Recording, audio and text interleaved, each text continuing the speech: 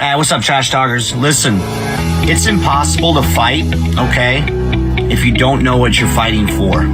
Does that make sense? Like, if you're in the dumps and you're struggling with mental health, things of that nature, it's going to continue tearing you down, all right? Because you're consistently trying to fight something, which is that demon, which is usually something from the past, right? Maybe that why needs to be fighting for your future. Let that be your why. Get the hell up and start fighting for your future. Stop fighting things that happened in the past. Easier said than done, right? Go seek help. It's okay not to be okay. A lot of people need to hear this. You are more of a warrior and a fighter if you stand up and say, hey, this has to stop. I need to go seek help. The stigma, everything has changed. It's okay not to be okay. Here is a firm believer in all men are created equal, but not all men live equal. That is why there's a certain select number of people in the DoD who decided to jump out of airplanes. And yes, we are better than you. 100%. Now, don't be the first triggered pansy to say, well, airborne's not relevant. You haven't jumped since World War II. Well, that's not accurate, for one. And two, it's like having a jalopy or a 68 Mustang. Well, a 68 Mustang's no longer relevant. Doesn't matter. It's still a better car than yours. So take it easy this National Airborne Day and just accept that we are better than you. So, two things for today's Honesty Cap. First thing, how do all my boys from the 101st feel knowing that the Army decided that instead of actually making you airborne, they would just create a whole new division that's airborne because you just aren't cutting it? It sucks. Thing number two, for all the folks that were like, oh, airborne is irrelevant, doesn't even matter. They're making a whole new division of just airborne people because they're relevant. Think about that. How's that feel? Does it hurt a little bit? I hope it hurts a little bit.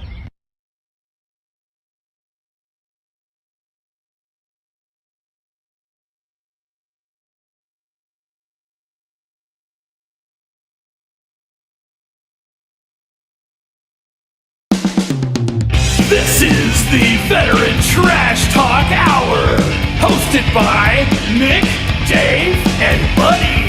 Real warriors making fun of other real warriors. Try to not get triggered.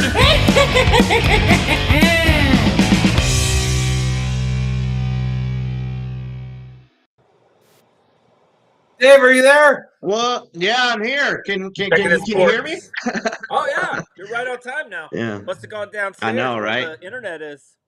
Yeah. Yeah, what a mess. My router's actually upstairs, buddy, so I don't know what the hell's going on like today. I said, Usually I don't. It's used to going downstairs, so it goes down and then goes back up. Everybody knows how the internet works, guys. Those of you watching right now, Dave, he's been out of a job for a while. He's a little poor. He doesn't have any money, and so he's using a hotspot.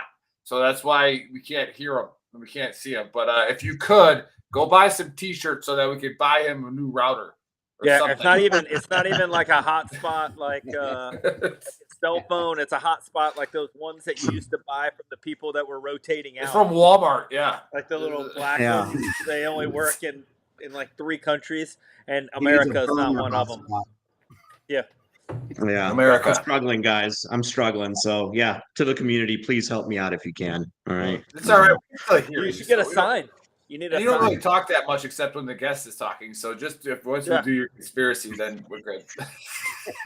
Welcome to episode 136 or 137 of the Trash. Yeah, here we Our go. special guest today is Ciaccio with Darley Defense, and as usual, I'm here with Nick and Buddy. Ciaccio. Ciaccio. Yeah. Ciaccio.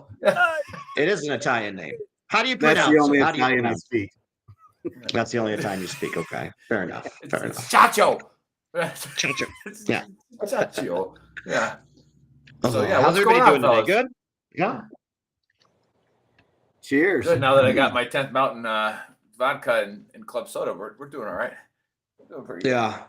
So, I poured me a little extra vodka today, so Yeah, I'll be feeling good here in about 20 minutes. yeah, Rob and I drink a lot of 10th Mountain in DC. A lot of it. Yeah. That's what you were saying last week. Yeah. What's Thank up, God buddy? How's the for game going? How's that 11th ranked Alabama doing? Which I said last week. You know what they're doing? They're the same thing. You remember when you used to fall asleep on security, and you'd be like, "Oh, I'm not fucking sleeping. I'm just luring them in. That's all we're doing. We're luring Tennessee in. Fall to security. Then they're gonna pounce in the second half. You just wait. Just wait. A high-ranking officer once said, "Wait till you see the whites of their eyes." That's with muskets, all right? Muskets. Yeah. Well, I shoot better when I see their eyeballs. I tell you what, JC Callahan's nice. When I was in Ranger School down in Florida, you know the place. Yeah, I was there.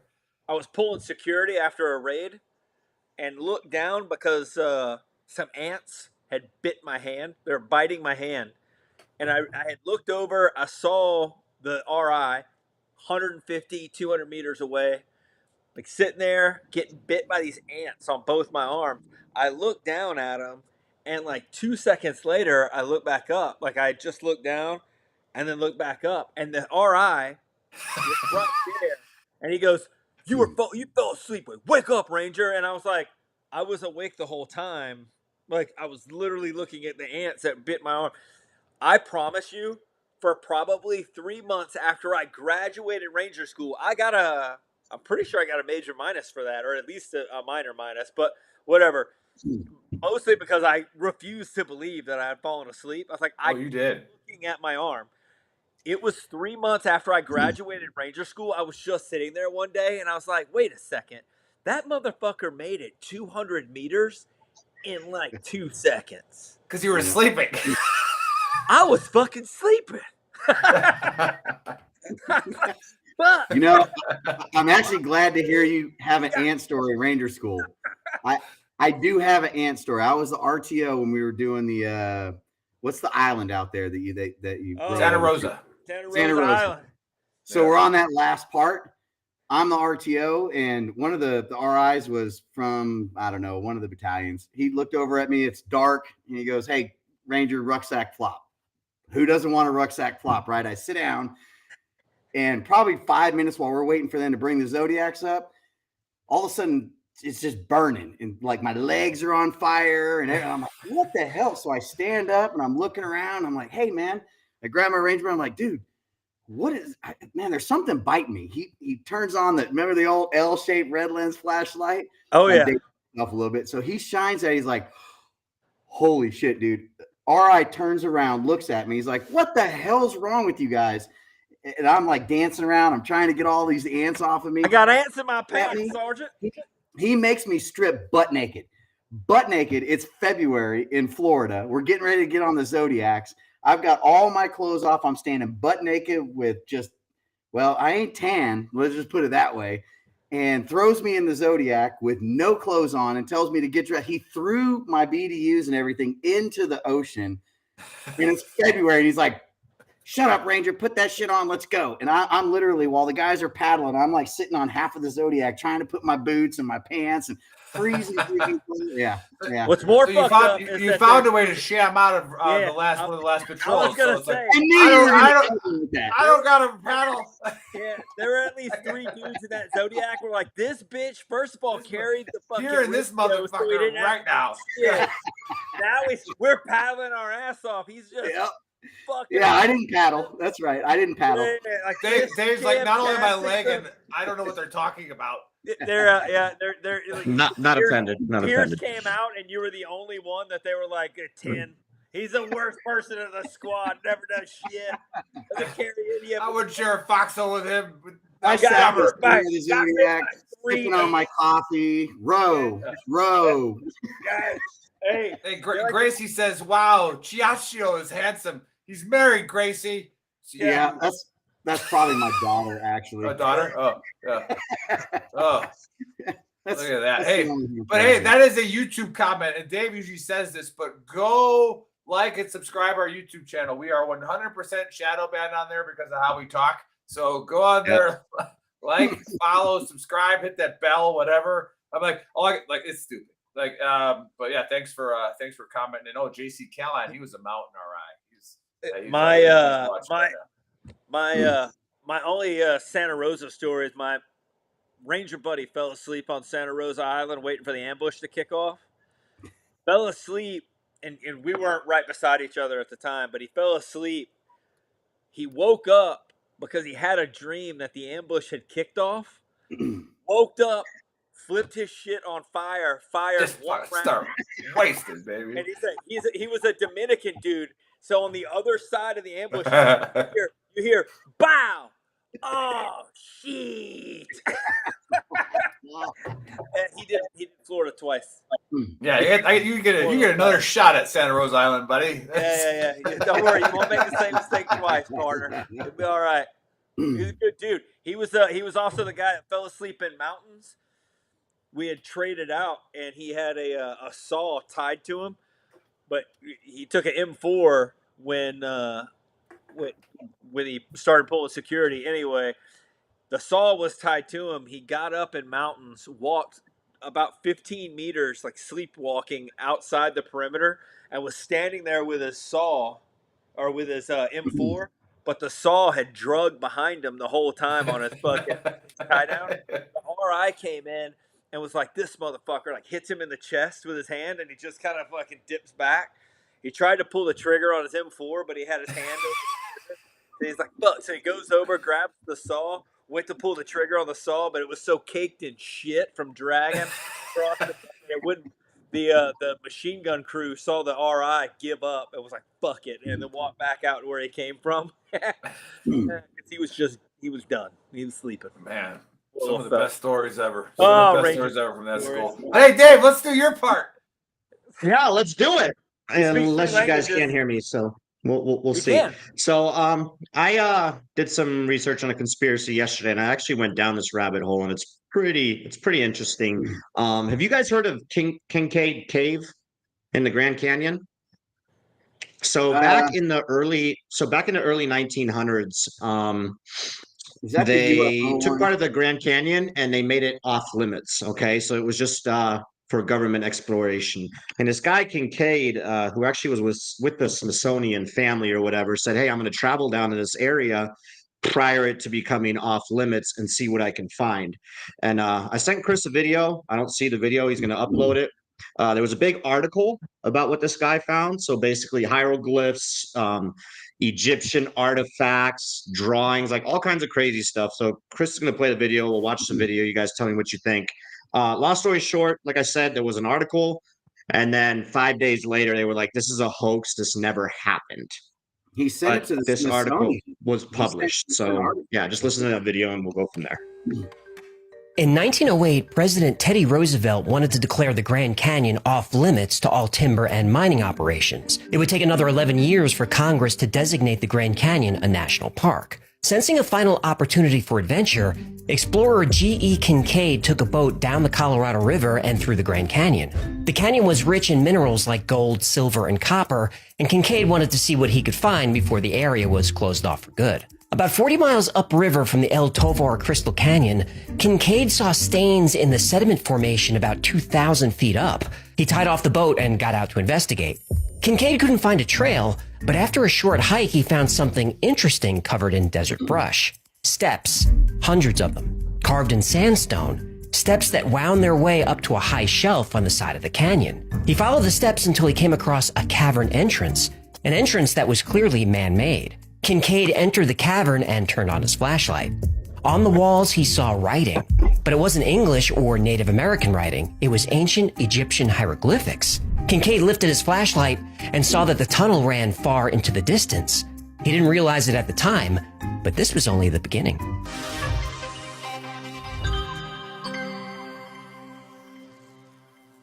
When G.E. Kincaid tied off his small wooden boat to investigate the strange coloration of the rock wall, he was hoping to find clues that would lead him to a mineral deposit. He wasn't expecting to find hieroglyphics. When Kincaid noticed chisel marks in the walls, he drew his pistol, turned on another light, and slowly walked deeper into the gloom. He kept detailed notes of everything he saw. The main passageway is about 12 feet wide, narrowing to 9 feet toward the farther end. About 57 feet from the entrance, the first side passages branch off to the right and left, along which on both sides are a number of rooms about the size of ordinary living rooms of today, though some are 30 by 40 feet square. These are entered by oval-shaped doors and are ventilated by round air spaces through the walls into the passages. The walls are about 3 feet 6 inches in thickness. The passages are chiseled or hewn as straight as could be laid out by an engineer. The ceilings of many of the rooms converge to a center. The side passages near the entrance run at a sharp angle from the main hall, but toward the rear they gradually reach a right angle in direction. G.E. Kincaid now realized he was in a huge complex. He estimated that as many as 50,000 people could have lived here. In some rooms he found granaries with shelves of glazed pottery, many of which still contain seeds. He found cooking areas and a huge dining hall. The rooms were full of ancient artifacts. Kincaid carefully wrapped a few small metal and ceramic objects for later study. Another large room Kincaid described as an area for metalwork, a technology that should not have existed in this area. Here are found tools of all descriptions made of copper.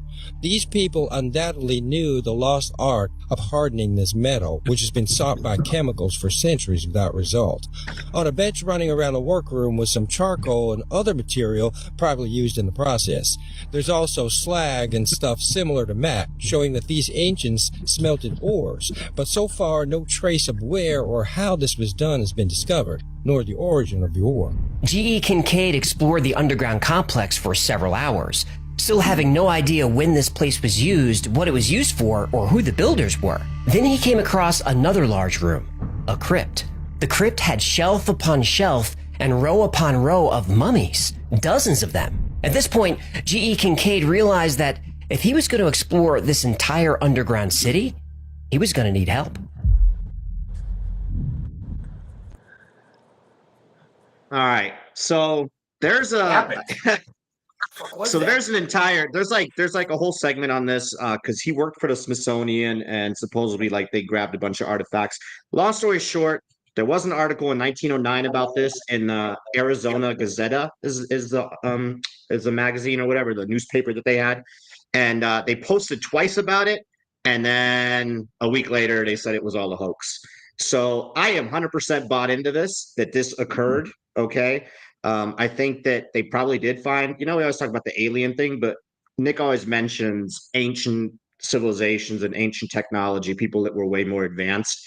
And the fact that they found Egyptian stuff and hieroglyphs in the Grand Canyon kind of changes everything, what we've been taught. So they probably just wanted to cover that aspect up and keep it a secret. But I am 100% bought in on this, that this occurred. And that's my take on that. Ciaccio, what's your take? Is this a bunch of bullshit? Did it occur? Like, what do you think? I 100% believe it. So I guess, so I've heard that before. And I also heard that he, I think it's in the article in the Arizona Gazette, that he actually sent a bunch of artifacts to the Smithsonian, and Correct. They haven't found them. They say they don't know what he's talking about. And they also won't let anybody back into the Grand Canyon in those areas to go back and look. Yeah, I 100% believe it. I think we've had technologies, and I think we're like a fourth, fifth generation of civilization on this world. How else do you have temples 300 feet under the ocean right now? Right. Yeah, I agree 100%. Buddy, what's your take? I'm still writing notes.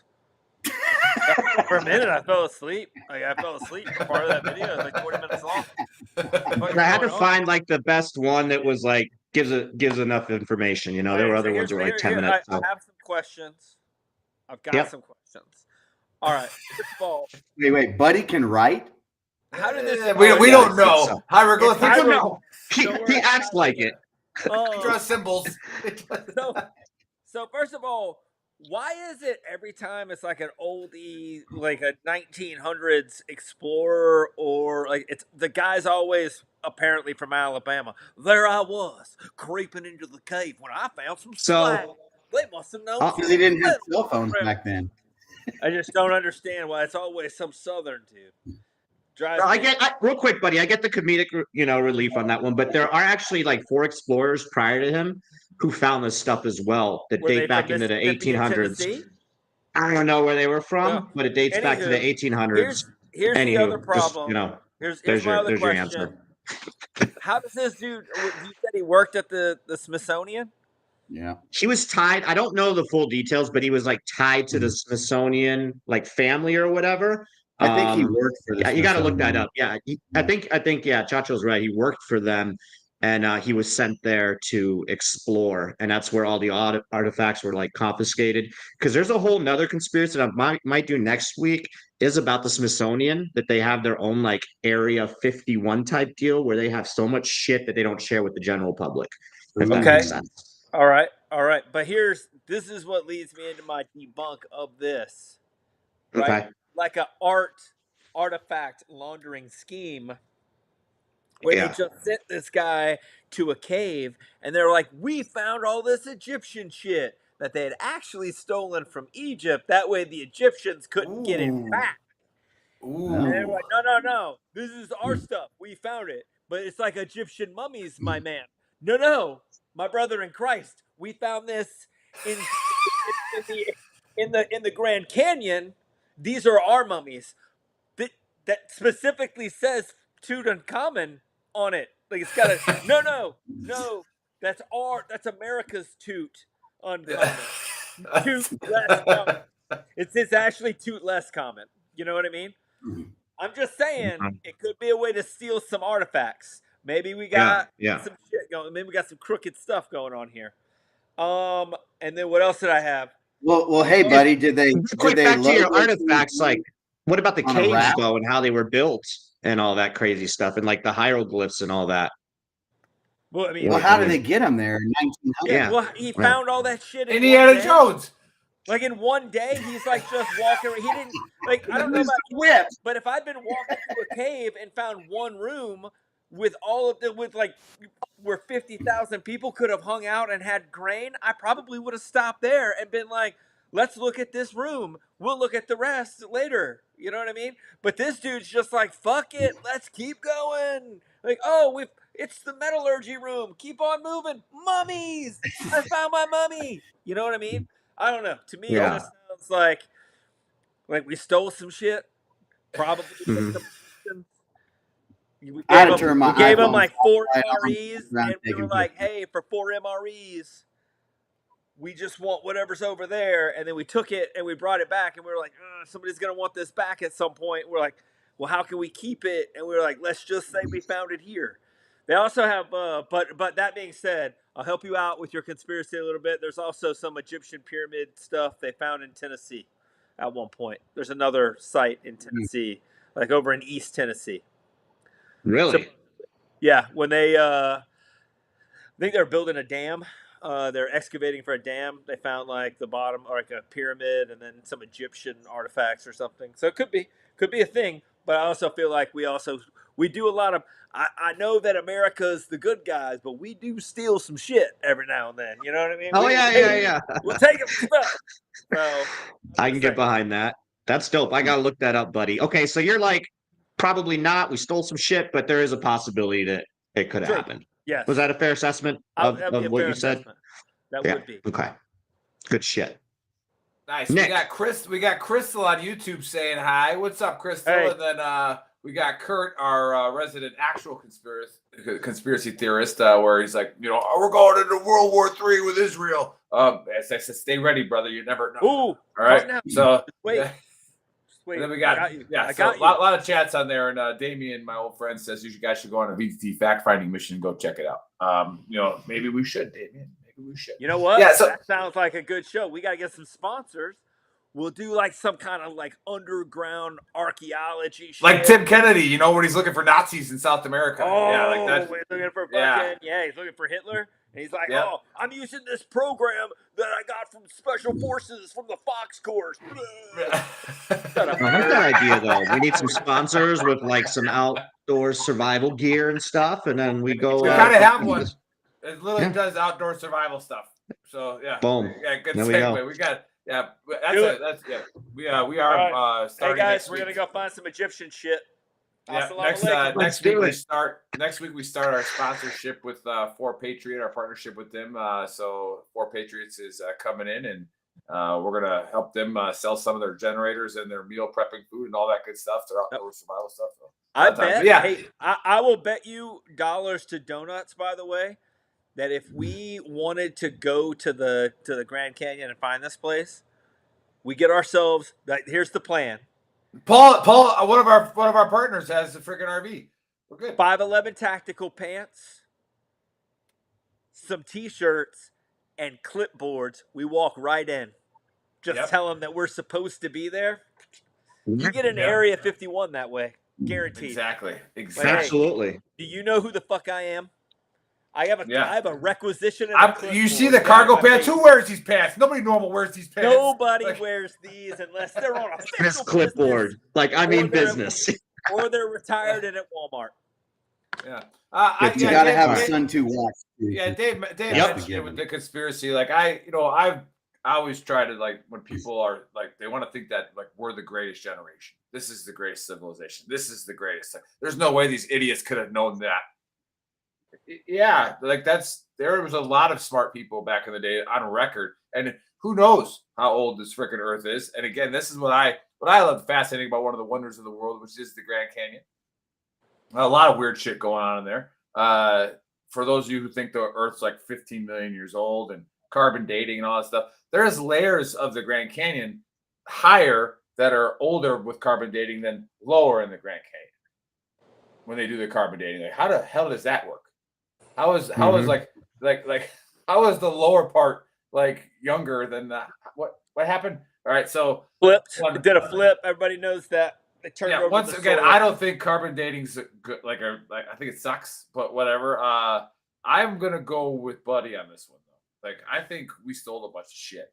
And where it came from in Tennessee, that was obvious when the freaking the Crusaders, when they came down, the Knights Templar came like in the 1100s. They got some shit when they were over there. They were over there before the Crusades and stuff like that. They stole some shit, right? And maybe they had some Egyptians with them. You never know. And that dude just started writing on the wall, like whatever. And then the Spanish, right? They came up, and when they were looking for China and said they just found South America and killed everybody, right? Like they probably had some Egyptian shit with them too.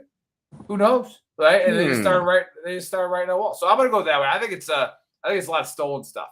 That's what I'm going with. I like that. But, yeah. Okay. But what's I always wonder one thing. I wonder one thing. With all the technology we have today, we still have no idea how the pyramids were built.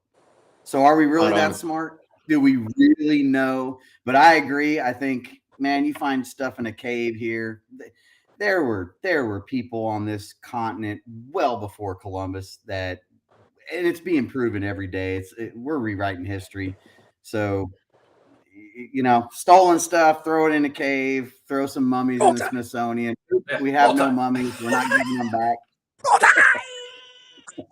The big question with that, and I'll leave it at that, is, are they purposely teaching us false information on how they were built? And then why? Or are they just teaching us because that's the same reason why Napoleon blew the nose? Napoleon blew the nose off the Sphinx because he didn't want people to think that these people rolling around with camels and freaking stuff over there. Because that literally changes everything. Like, okay, the Egyptians and their pyramids. Well, now we have pyramids in the U.S. and the Egyptian hieroglyphs. Like, that just rewrites history and what we were taught in school. There's pyramids everywhere. There's the question, like, why would they do that? Because if they knew, but they are doing it on purpose, is like, that's why would a bigger they build problem in pyramids? itself. We're taught that the pyramids were tombs. They've never found one single sarcophagus or mummy. Nothing. Have you ever been in the pyramids? Yeah, I've been in the pyramids. I've also major flex with your first deployment. Yeah, you guys deployed there in Sinai. 2001, 2002. You got No, I've seen like the rooms that are in the pyramids could have held a bunch of stuff, right? But like I've been down the little corridors to get into those rooms that are like marble and granite. I mean, there's no expanding and shrinking them. They are the size that they are. And then I've also been to like the Egyptian National Museum with all the sarcophagus, like the giant. Very Egyptianish of you, buddy. Egyptian, yeah. Like the Canadian. Egyptian. But anyway, you can't make fun of me if I correct. I'm not. I'm just trying. I'm trying to make up more words like you did. I feel like if you're Egyptology, you can just make up your own shit. But anyway, there's no way that shit fits down the fucking shafts to get into those rooms. Like the shafts are too small. Yeah. So unless they built it, my wife's closet is not that big. You'd be amazed how much shit you can get into a small area. And you are right. Like nobody's ever found a body in the pyramids. They're all around the pyramids in the graveyards that are around there, but that's it. So nice. Well, and one last thing to the pyramids, like some of them, like the rocks and the stone that they needed were like hundreds of miles away. Yeah, well, they just floated those down the Nile. Desert. That they know how they did. And, back then, the water around the pyramids during the fall, like the wet season, they could basically float the boats right up to it, and they would drop them off. That being said, they're still moving tons and tons of shit in a really quick time. Like it's either way, it's amazing. Whether we did it or aliens did it, it's still. I mean, it's amazing. Aliens. It probably was aliens. Now here's my theory on how the pyramids. It was aliens. Aliens did it. They got a bunch of people from south of our border over there. Dude, those pyramids would have been done quick as fuck. Have you ever seen like Mexican construction workers? Yeah, I see a lot of it. First of all, there's a million of them on every project. They've got a barbecue and they've got a microwave. They don't stop working. Best workers ever. They're crushing it. They would have had pyramids done in like a week and a half, tops. 3 days. If there's a Cowboys game on in probably 2 days. Yeah. So yeah. And the only thing that they ever would have said, if you ask them a question or you tell them that you wanted a pyramid like a different way, sí, señor, and then they keep fucking moving. Yeah. That's all they say. I'm just saying it was illegal aliens. It's a good one. It's got us go a little bit. I like it. Are we just doing all conspiracy theories today, or what? We can. But I mean, it's I was gonna say to those of you watching the show for the first time, welcome. And go get a refill, Rob. But show us what you got rocking under that desk. I've already seen it. We call it a pig in a blanket around my house. No, those of you watching for the first time, again, some shows are very serious, some are not, some are really, most of them are funny, but we do this for our own mental health because we're all fucking crazy, right? So we get to just come on for an hour, shoot some shit, and we love everybody commenting and everybody watching with us. We love the community that's been built, and it's just a great time. But buddy, let's get into your honesty cap. I feel like it's been a month. So my honesty cap is completely on the guy that was talking earlier about the U.S. troops in Israel. First of all, I hate to tell everybody this, but U.S. troops have been in Israel for the last 75 years or so, maybe 80. They've been there for a hot minute. So U.S. troops, special operations being in Israel is not that out of the ordinary. So don't get fucking nuts just because. But what I find interesting is now that a war is in the news, or maybe the possibility of a war is going into the news. We are in the weird area where everybody has to make it somehow. It's like the 5 degrees of Kevin Bacon, but they have to find some way to figure out how to either directly or indirectly make it about them. They're fucking so what do you think about the Israel-Palestine thing? I've got a cousin that works as a water purification specialist over in the 352nd MP Quartermaster Corps. You think You think he's 3/4 retarded? You think he's gonna be able to? He's gonna have to go? You think they're gonna draft everybody? You think that's what? No, they're not gonna. We're not fucking.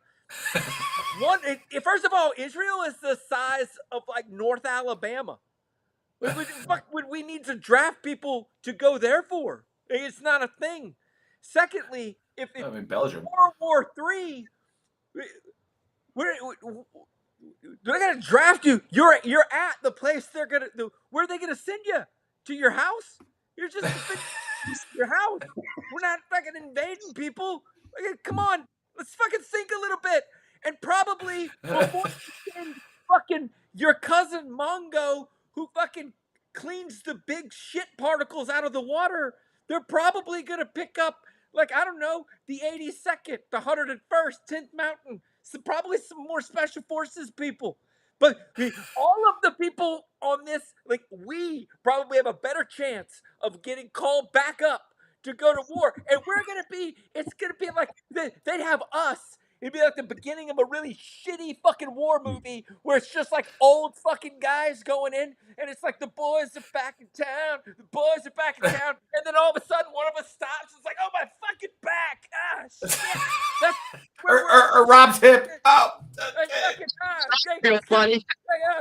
All the music kind of fucking stops for a second because one of us can't hold our piss for a minute, but we're still better than fucking your cousin Mongo. Calm down, everybody. Let's just wait for shit to fucking pan out. We'll see what happens. I bet that if you just let Israel do its thing, it could just take care of the problem. We don't have to do shit. Israel is so fucking good at dealing with it at this point.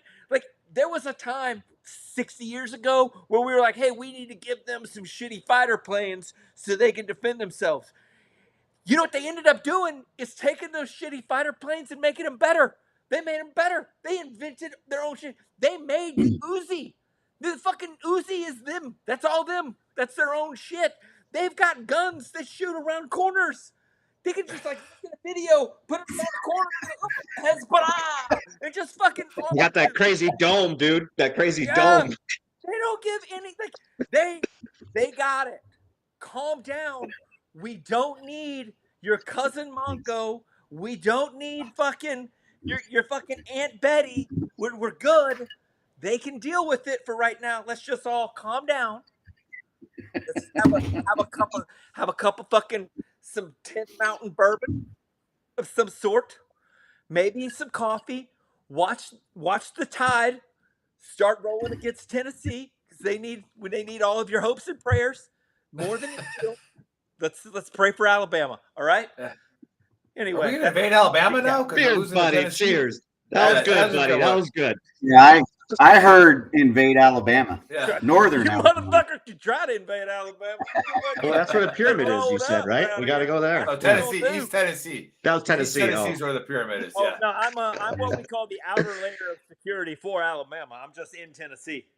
Yeah, there you go. You're the Yeah, you guys. We're the perimeter security. Yeah. What's the whole thing about women getting drafted now? Like, who started that whole, like, women getting drafted? Was You there know, That was a long time ago. That was a long time Who ago. started that?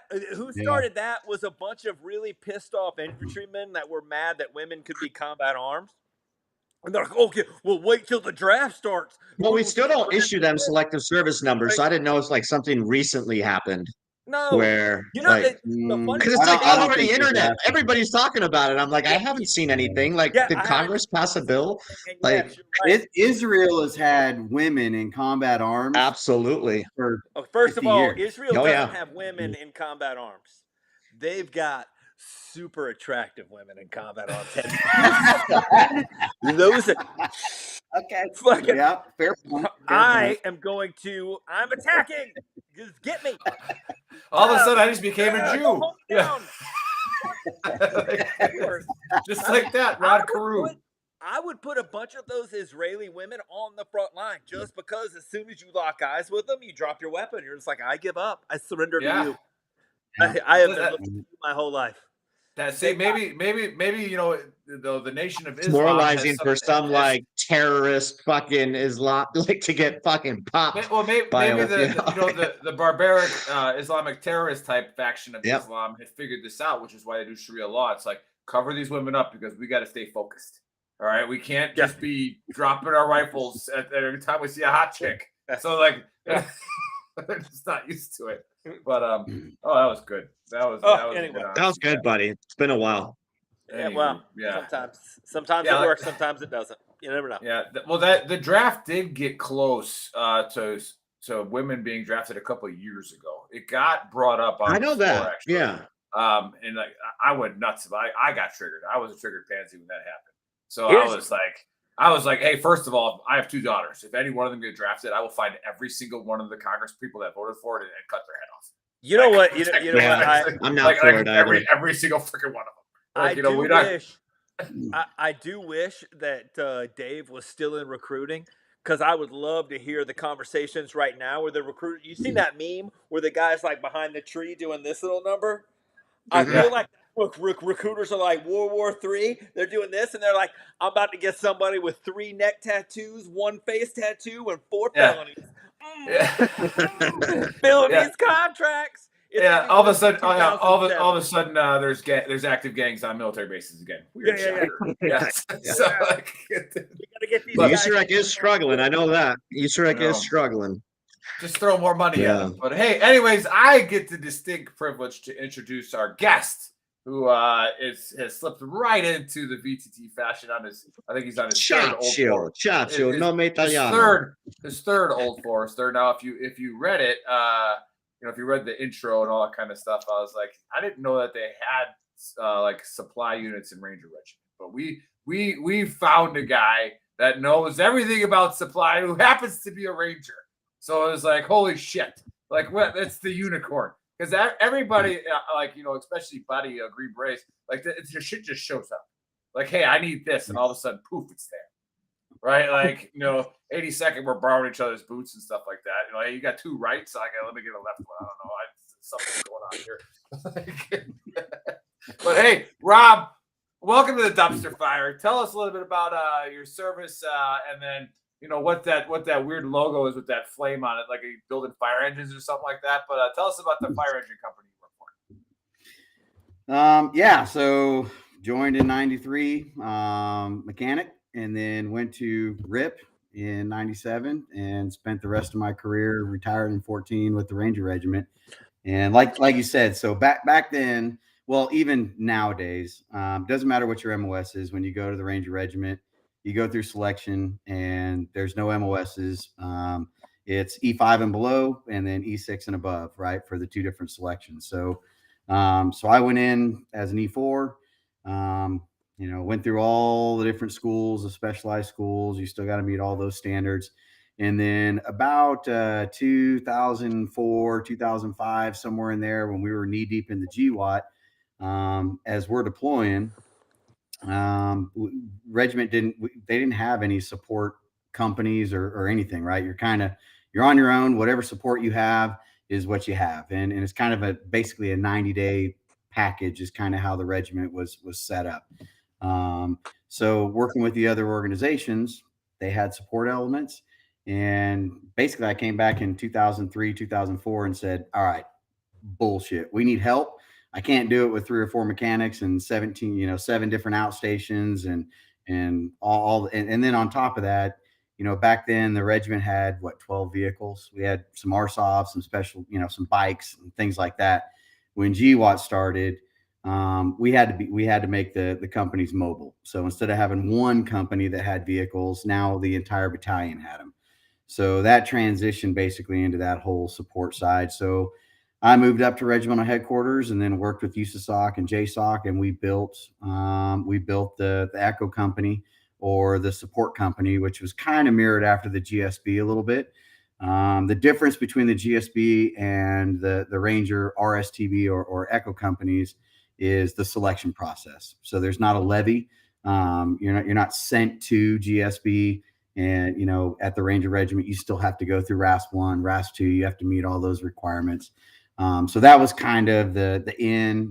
Went through Ranger School, Jump Master School, SEER, all those other schools to all the shooting schools and breacher courses. So we were still, the regiment's kind of a smaller element it's a larger element inside of JSOC, but a smaller element when it comes to what they're doing and the support they have. So we built that, and now Echo Company is alive and well. They're I think anywhere from 80 to 120. I think the MTO is about 120. So moving up through the ranks, that offered different leadership positions, and ended up retiring out of the regiment as a sergeant major out there. And just kind of, they're still alive and well. So now when you see the regiment, those guys have internal support along with the external support that comes from the different organizations inside the different tiers. And that transitioned into what I do now, with Darley, knowing the procurement side, knowing the support side, knowing the infantry side and the combat operations side. It was kind of a perfect match with Darley Defense, Darley.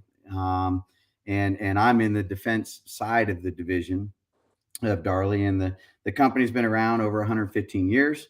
We actually built the first fire truck, production fire truck, and Paul Darley, who is our CEO today, is the grandson of William Darley, who actually got with Henry Ford, and they built a fire truck on the Model T, and it was the first production fire truck ever.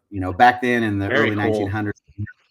Yeah, it's cool. They actually have a serial number 1 in our headquarters in Chicago. It's Itasca, so just a little bit outside of Chicago, but really, really cool company. They've been in the fire business and supporting first responders for over 100 years.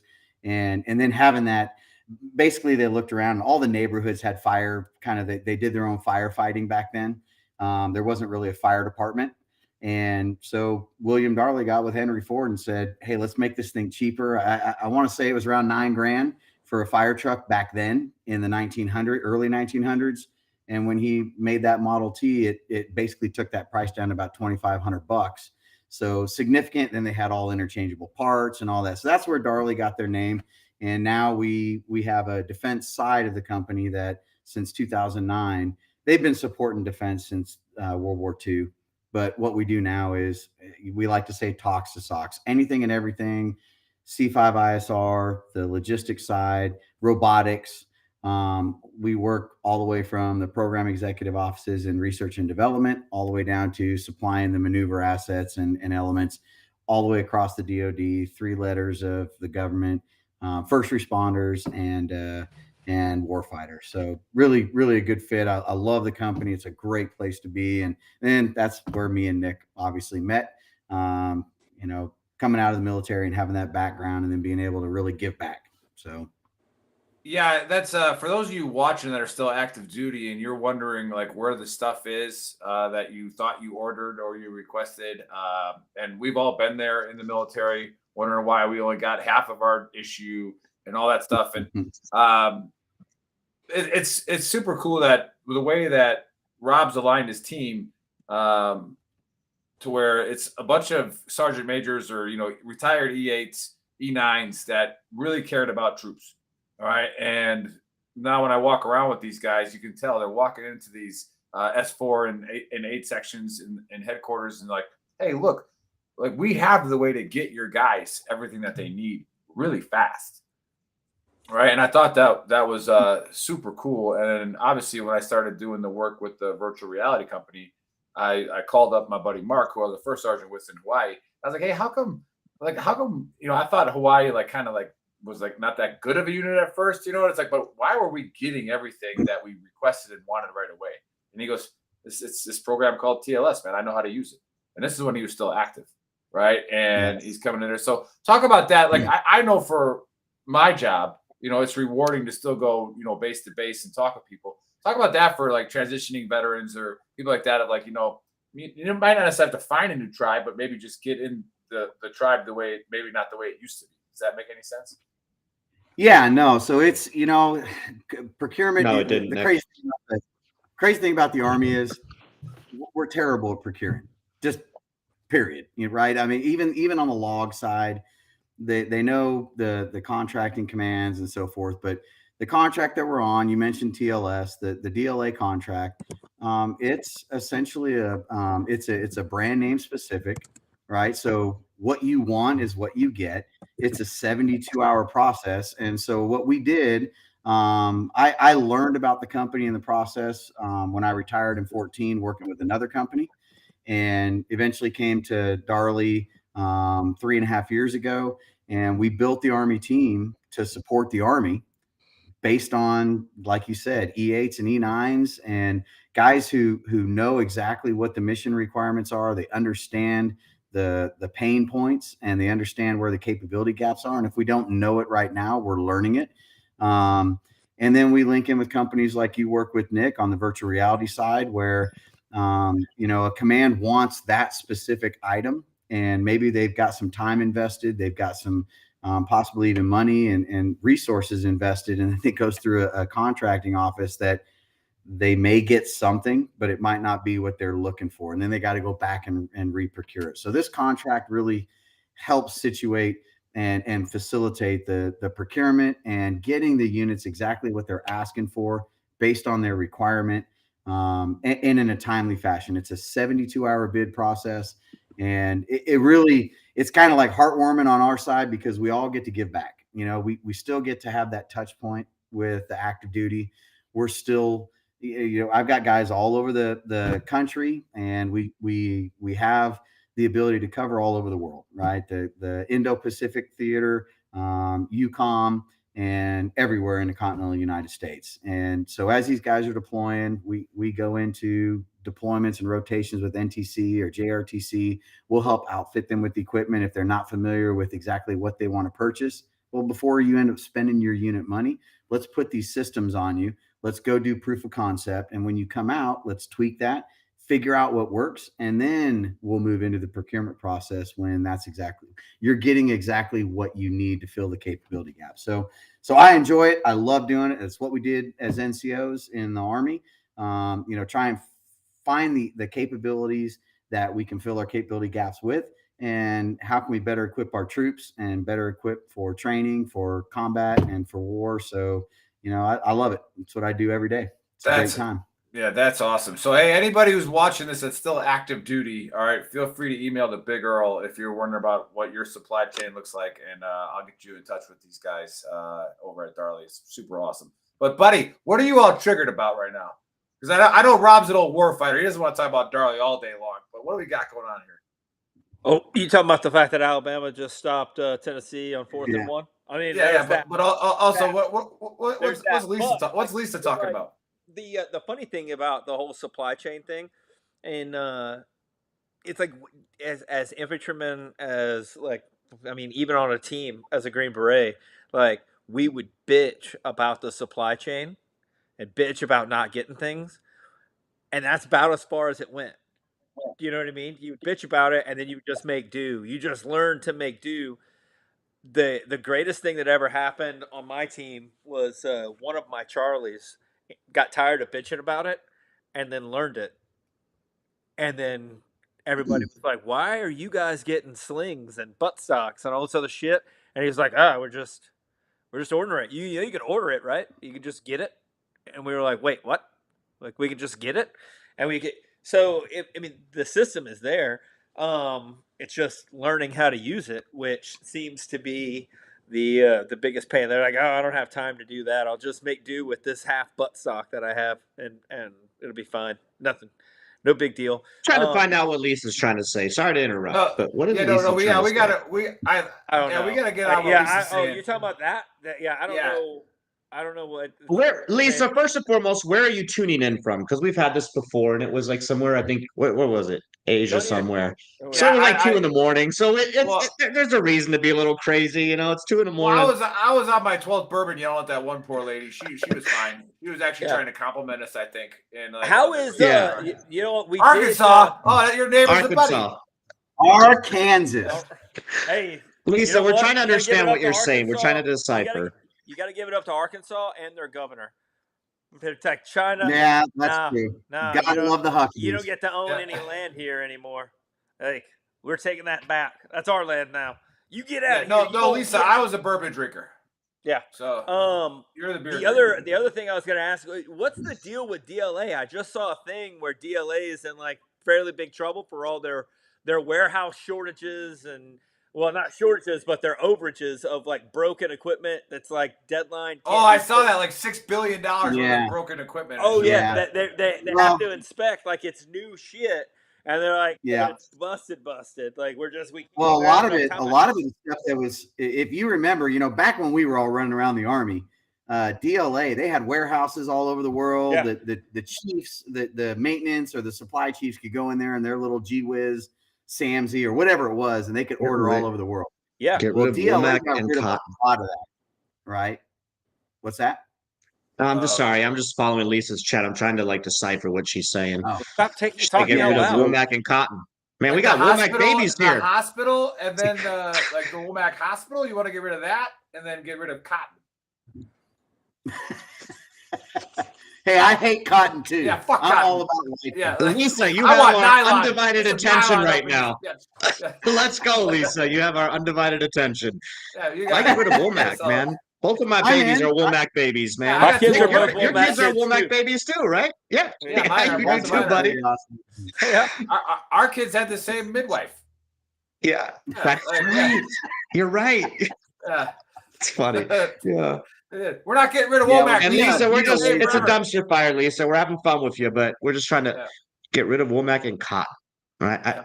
Yeah. Explain that Yeah. as we continue with the dumpster fire. But yeah. Anyway, yeah. Can we get back to DLA and how do I get free shit from DLA now that Rob's I'm like, out? how the hell are we going to they're talk about probably- DLA? I didn't think I'd get a DLA conversation sparked, but here we go. Dumpster fire. Yeah. DLA conversation. Well, they got rid of.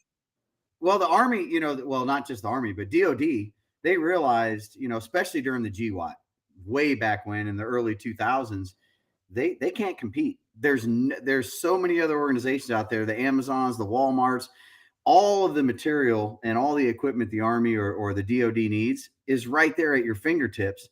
It's not sitting in a warehouse that's 10 years old. And then on top of that, in the warehouse, you got to have people maintain that. You got to go through and all the inventory. So I think that's where I'm not familiar with the story you're talking about, but that's where this contract that we're on really came to be sparked. Is why would we have the military and why would we have this real estate and these big warehouses and these people manning them when we could just reach out to the commercial off the shelves? Why don't we just call L3 Harris or call Darley and say, hey, we need X amount of radios, and we execute that contract and they get the radios within, several months, as opposed to waiting in this massive bureaucracy of warehouses and going through. So that's where the DOD really is kind of leveraging the industry right now and the civilian market.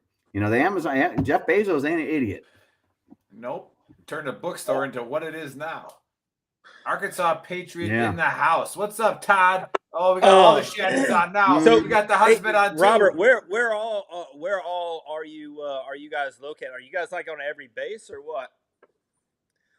Yeah, so on the Army team, so we have a Navy team, we have an Air Force team, so we cover all DoD, we cover all the 3-letter organizations, federal organizations, local and state agencies. So any first responder, any local, state, federal organization, and then on the Army side, we're all over the continental United States within the regions. So we are touching all the bases, and then also Indo-Pacific.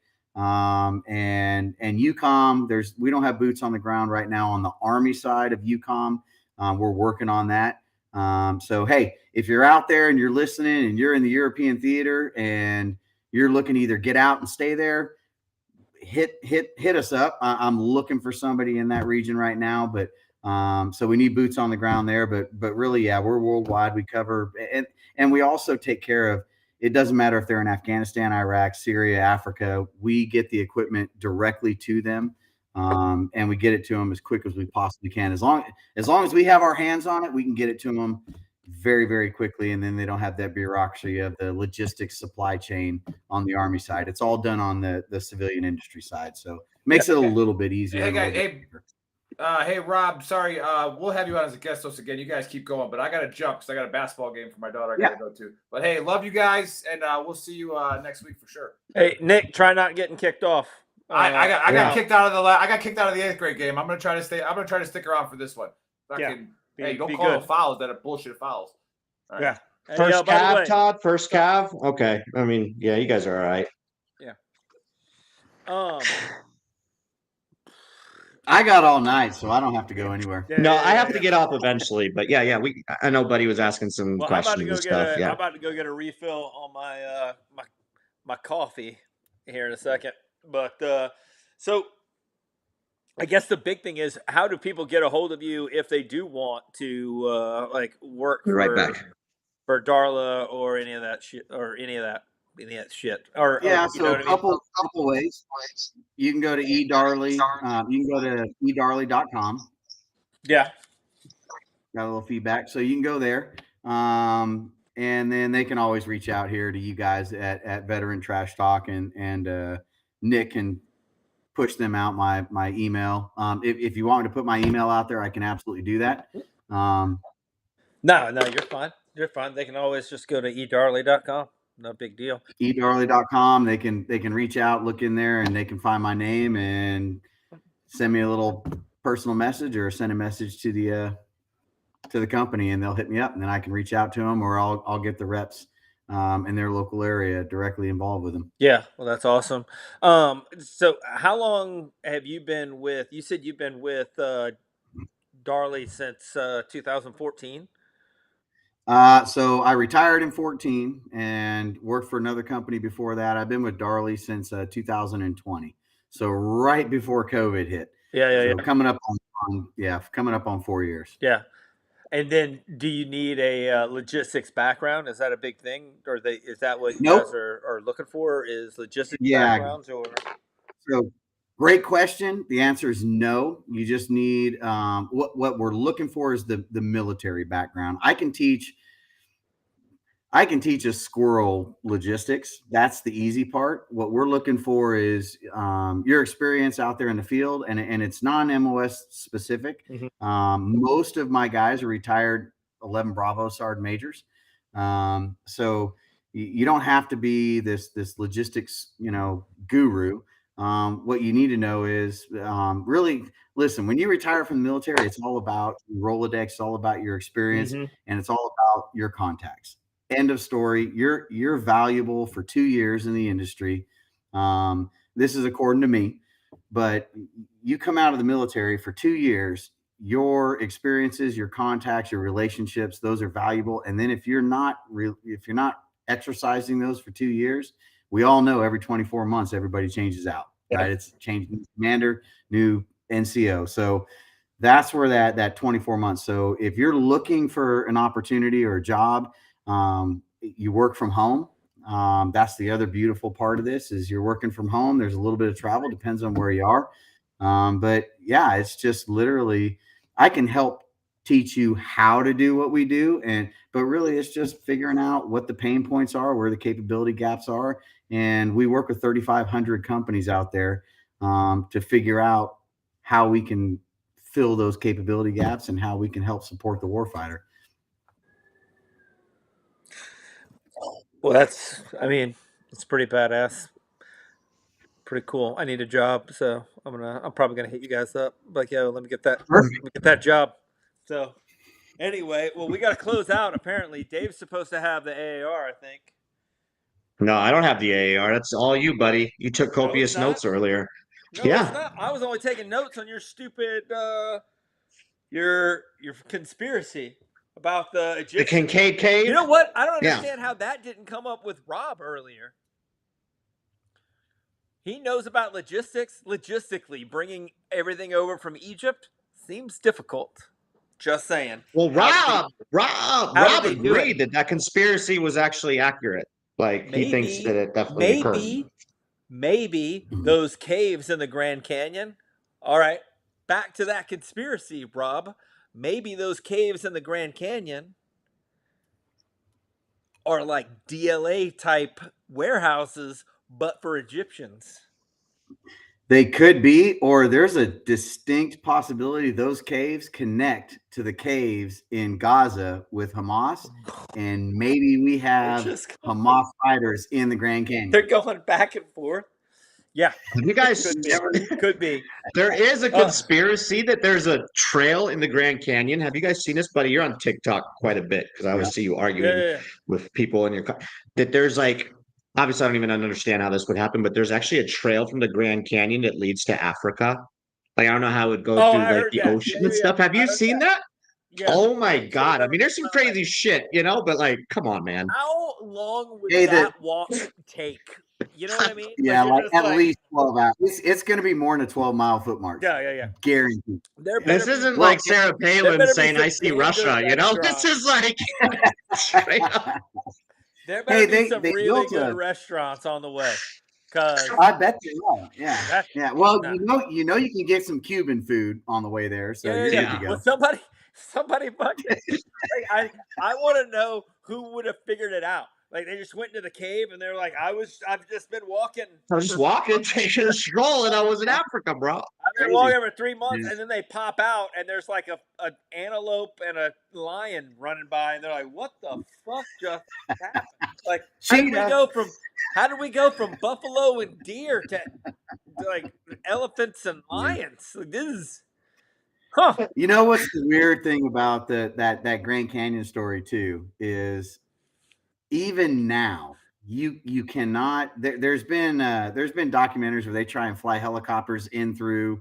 There's no fly zones. There's areas with no fly zones. They won't let you go near. So nobody's ever been able to go back to the area that he says he found the cave. So nobody can verify it. It's completely cordoned off. Supposedly there's a Sphinx there as well. Well, I mean, why wouldn't it be? That the Sphinx is paralyzed because it just stopped crawling. You know, he just laid down and turned to one of those giants. Medusa. Yeah. Well, they do say that the Sphinx was actually a giant, like a culture before. It was a giant, a lion or whatever. That's why the head is so much smaller than the rest of the body, is because when the pharaohs came in, they were like, yeah, well, we can't just have this other culture represented. We're not going to tear this thing down, but we are going to make a head out of it, like so we get up there and rebuild this thing. Well, the weird thing too about it is there's no. I mean, it is alien.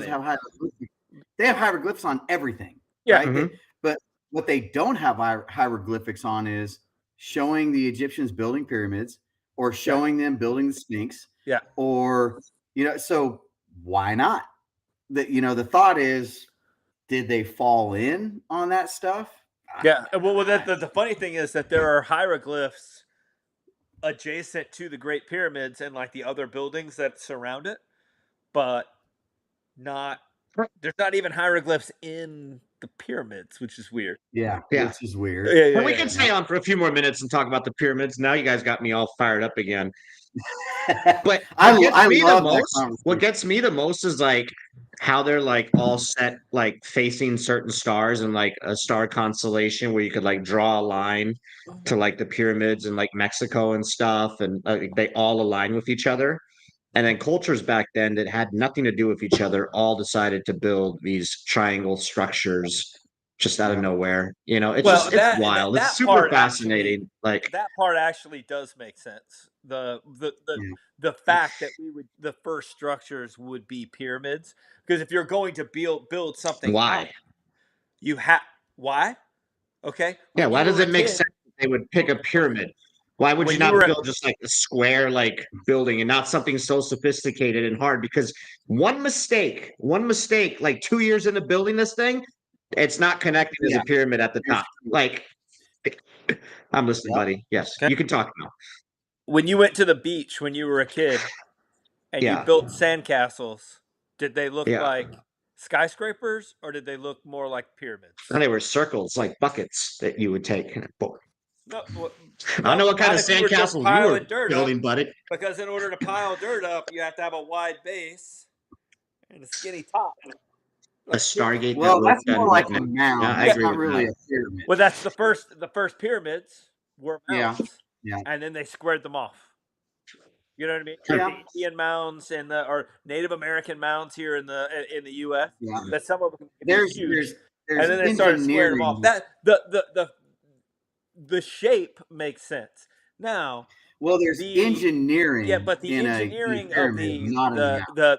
the higher engineering of the actual, like, the Yeah. Great Pyramids, all of the different pyramids, and we're talking about the pyramids in like Egypt and China, whatever. But if you look at like the Taiwanese pyramids and like the Hindu Yep. pyramids that are like super India. ornate and super crazy, Yep. and then people can't find them. They found them after like 100 or thousands of years or whatever. But these pyramids are like the craziest buildings you've ever seen in your life, and you're just like, why would somebody just leave? Why would somebody cover this up? Roll Tide, by the Well, way. Antarctica too. I don't know how Outside true of that is, but there's supposedly one in Antarctica too. Yeah, It's weird. Yep.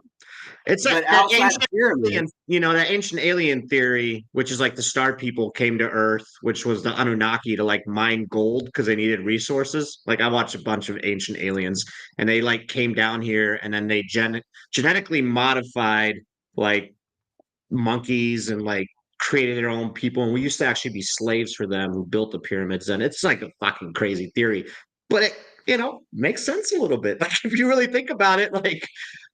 yeah. I don't know, man. It's wild. I It's buy wild. into, we still haven't actually been able to connect monkeys or apes with humans. We know Neanderthals, they were a totally different species of human. And then you had, whatever that looked like. But here's a weird thing that me and my sons are big into ancient aliens, and we watch it all. But same here. Tie in religion to that, right? So every religious script has a creation story, has a floods and natural disaster stories, and then you go into like South America, and you look at and I don't want to get Christian or whatever, but they're all looking for this savior down there, regardless of what denomination of Christian. It's a white guy in a beard. Well, they didn't have white guys with beards in South America. So then you go to the Anunnaki, like you're talking about, and all the hieroglyphs kind of look like a white dude in beards. They're not Arab or Persian or whatever. So super tall, like giants. Yeah. Right. So weird how that happens. And it's just, to me, I just think it's all been done before. I don't think they had cell phones and satellites around the earth, but they definitely had technologies. Look at Göbekli Tepe. They have, that has destroyed. We always thought 5,000 years was human civilization. We were in caves before 5,000 years, and then we came out of caves and we're hunter-gatherer. Well, Göbekli Tepe was temples and structures which they buried during the Turkey and Syrian and ISIS. When ISIS came around, they buried that. Now they've uncovered it. That's over 12,000 years old. So, okay, were we hunter-gatherers back then, or people built some type of temples, some type of cities? How? When? Well, I think we've done this all before. And now we're so do you think that it's aliens then, or do you think that it's just ancient civilizations? No, a great reset, maybe our reset is coming soon too, and people will find an iPhone or whatever, and then we're just all wiped out, and then the next civilization starts. That's like a crazy theory in itself. Maybe it's the Men in Black, and they just hit you with that. They hit everybody with that big light. Well, think about this. So yes, I think it was people from somewhere else that came here, whether they were mining, materials and resources, whatever, to do whatever. Who knows? What do we do, right? We go into Africa, we mine resources, we build mines, we take it, we bring it over. Who knows what they were doing? But what I really, if you think about it, sure, why wouldn't they leapfrog across the galaxy or wherever if they have that technology? Who knows? But here's the weird thing. Are we really that egocentrical? How many people on this planet know how to make a cell phone? How many people know actually how a cell phone works? How many people can actually launch a satellite? There ain't many. Internet. If we have just like a telephone call. Yeah. If we have an event, electricity. Yeah. Who knows how to make a generator or actually make one work? So if we have an event that wipes us out, let's say an asteroid. We talk about the dinosaurs, whatever. we have an asteroid. Guess what? A third of this population even a third of this planet gets wiped out. We're screwed, man. We're back to Afghanistan in sandals and freaking man jammies with nothing because we don't know how to make the stuff. There's only a few people in this world, a very small percentage of the population that actually knows how the technology works. I love using my cell phone. I couldn't tell you how it works. I throw it to my son when the damn thing won't turn on. Richard in the chat says fantasy television and movies have done so much that stifles intellectual thought and debate. Yeah, that is Not true. wrong. Yeah, I would agree. But yeah. There's also, I mean, you're talking about like asteroids or whatever, or like huge things coming. Do you realize how little it would actually take let's take COVID for a second. People were turning on each other from a little the rumor of maybe dying if they happened to get this disease that nobody could prove you did or did not get from, you know what I mean? Like it would take so little for us to we're that fragile that it wouldn't take a lot. I agree. Yeah. I agree. Yeah. As long as you wear your cloth mask, we're having you're fine. a different conversation, but it's about the same conversation as like, all right, for like $3 billion, would you suck your buddy's dick? Like I would. The question is not for 3 billion, it's for like fuck 300. Would you do it for 300? That's the real question. It's like, how little would you do it for? How little would we turn on each other for? I think it's there dinner it's a lot less and than we drinks think. involved, or just the activity? Yeah. Maybe if Hey man, I'll do anything for a good steak. Yeah. Hey, like you said, it's a rare steak.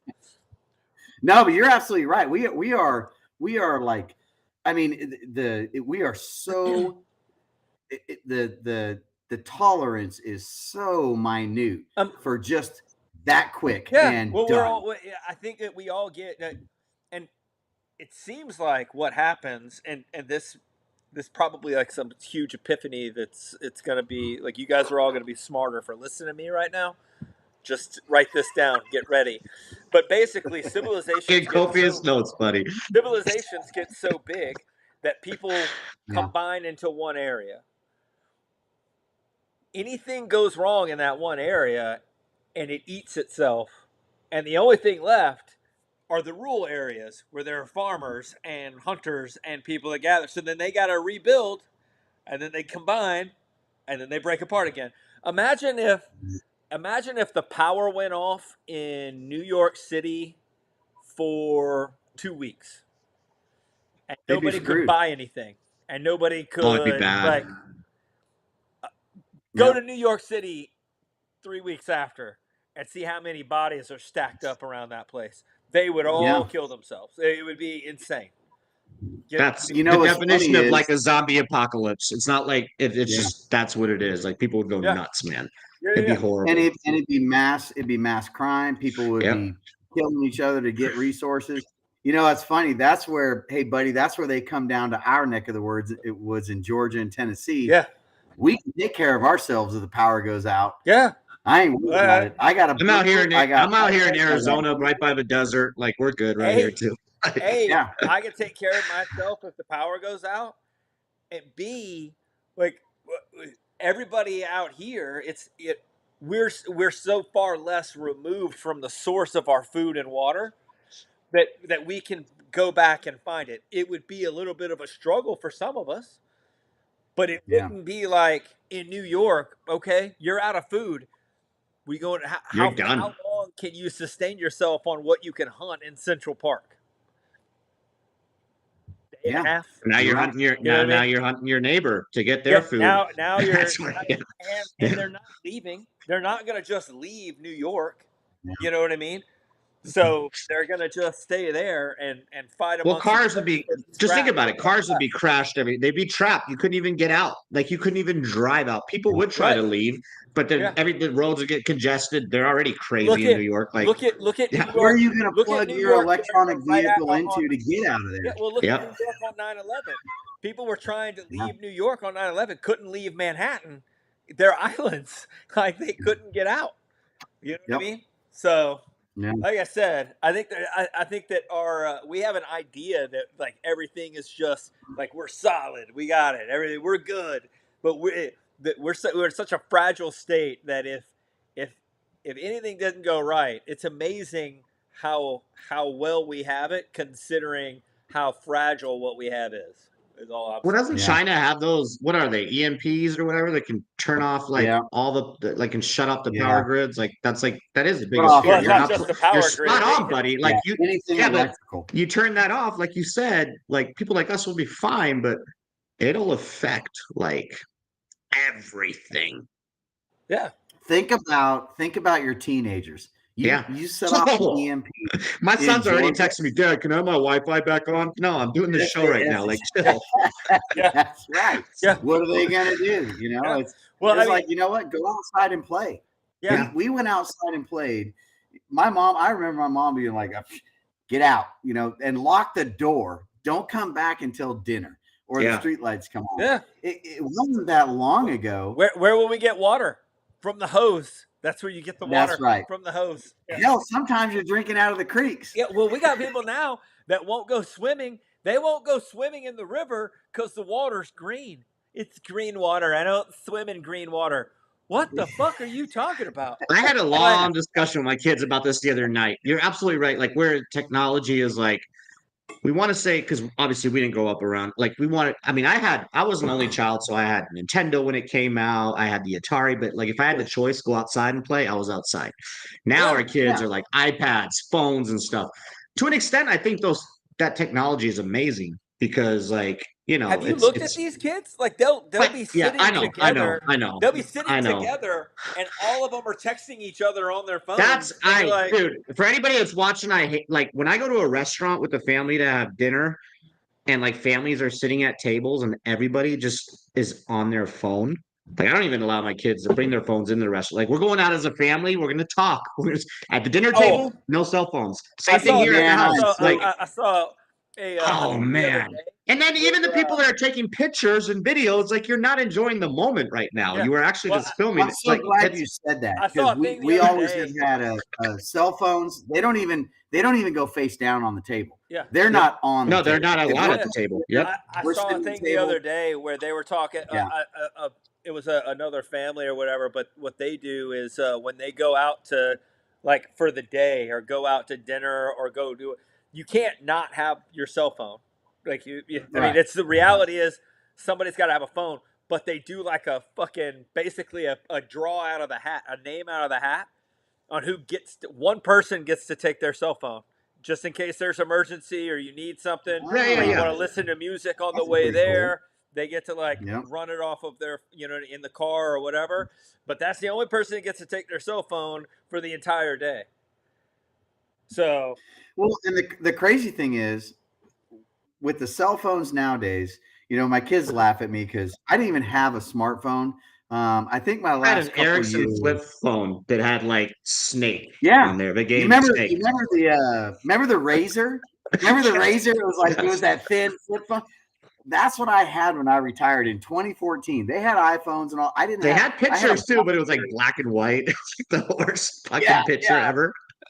But I didn't have a smartphone, right? But think about all the information. You literally right now we have, which is good in a way. That's where technology. It's like I think that's pretty amazing. I love that, but you know what? They're dumber than ever right now. You have the ability to literally research it in 2 seconds. You can go, okay, was the hospital bombing in Hamas? Was that a Hamas rocket? Was that Israeli rocket? Boom! You'll have 100 links to go do your own research. They don't want to do their own research. They just want to look at the top one and go, "Yep, whoever put that in there," and they just believe it. They don't read it. They just see the headlines And we're the dumbest people nowadays with the most access to technology and to information than we've ever been. In my opinion, we're watching the fall of Rome. Because we are don't. But that's the thing. We don't have information. We regurgitate information from other people. Yeah, That's why that's true. we're having to go back and explain to motherfuckers that the earth's not flat. Like, you know what I mean? Like, how are we supposed to move from here to here? Well, Well, we still you're have gonna to go to prove down it. and explain to you that the earth is round. Right? Have you seen the pictures of NASA, buddy? They're all Photoshop. They're all garbage. They were superimposed. Yeah. But you know what I mean? And let me make it clear to the audience that, like, I'm not a flat earther, but some of the flat earth comments are actually pretty interesting. Like, some of them are like, cool, not. but I am not a flat That earther. dude on Joe Rogan, he was talking about, it's all AI, it's all artificial. That's not a real picture. What are you talking about, man? It's from the moon. No, it's not a real picture. Yeah. I was like, Whatever. It's fine. Sure. Believe what you want to believe. But here's the other thing. Like, some of the smartest people in the history of the world, like, did not have smartphones, didn't have college educations. Right. They did research. They just thought about shit. Like, they literally, Newton just sat under a tree and was like, oh, gravity, that's a fucking thing. Let's talk about that. You know what I mean? Apple was a motherfucker back then. You know what I mean? Like, okay, well, why does this work? I'm gonna have to think through this process. We don't think through getting up in the morning, let alone, like, common sense is dead. Like, thinking through things it seems to be dead. So anyway, you know what I think the worst part about it is, I think the ability to have a conversation and sit in a room where you completely disagree with somebody and letting them illustrate their point and then illustrate your point and still walking away respecting the individual. I have a lot of people I totally disagree with. We do not have that art anymore. The kids nowadays and the colleges, man, and there's some crazy ideas and people out there, but my kids have some crazy, weird ideas. But I'm not about to tell them to go to hell and get the hell out of the house. We're going to sit there. I'm like, I think you're a little crazy right now, but maybe I can convince you. And here's what my thoughts are. Yeah. We do not do that at all anymore. We talk across each other. Yeah. Well, convince me. That's the other thing. It's like, right. You believe that? I love that. Convince me. Let's go. Talk about it. Why do you think that? Well, that doesn't seem to make sense. Yeah. Explain this. That's weird. Yeah. That's weird. How about this? Here's my viewpoint. Yep. Yeah. Anyway, you gonna close us out, Dave, or what? Let's do this. Man, this turned into like a dumpster fire. This was amazing. I think we could probably Chris, our baker, our fake Asian in the background. He's our tech guy. He's already Dave, I could literally sit on with you all day long. You guys got to have me. I could do this all day long. Same here. Love this I'm down. And now that I'm actually retired, like, I always said that Buddy and I Bill Pearson was going to jump on. He does our fight show, and we were going to do conspiracy segments, like maybe just one episode a month. But like where we just like go all in on like a conspiracy. And now that I'm out of the army and officially retired, I think I can do that, because I used to receive a couple warnings back then during the Trash Talk Hour, because little things like drinking and stuff on the show. And I'm like, I'm not in uniform. Like, you don't see me. It's a cup. But anyway, great show. Phenomenal guest, Ciaccio, nome italiano. Yeah, that's the only Italian that you know, but it was great. Yeah, great information, amazing company. Hopefully, we get some veterans that reach out to you, and, like, if you guys are hiring, obviously. Buddy's one of them. I'll be reaching out. I need a job, guys. Yeah. Always. And you're qualified, buddy. You're a retired Master Sergeant, Special Forces, Green Beret, like-minded individuals. So I think you'd be a good fit. But it was amazing having you on. For anybody that tuned in late, go to veterantrashtalk.com. That is our website that has the links to everything: Spotify, Apple Podcasts, YouTube. For everybody that's on right now, go over to YouTube real quick, subscribe and like. We are shadow banned over there, and we wouldn't mind making a little bit of money off of YouTube, because it is what it is. We got like 900,000 of you guys here on Facebook, so between all the platforms. So yeah, Thanks again for tuning in. Go to shop.veterantrashtalk.com. Buy some of our awesome merch. I am wearing the Only Infantry shirt today. It's one of our top sellers. Ooh. Good shirt. And we will catch you all next Saturday. Love y'all.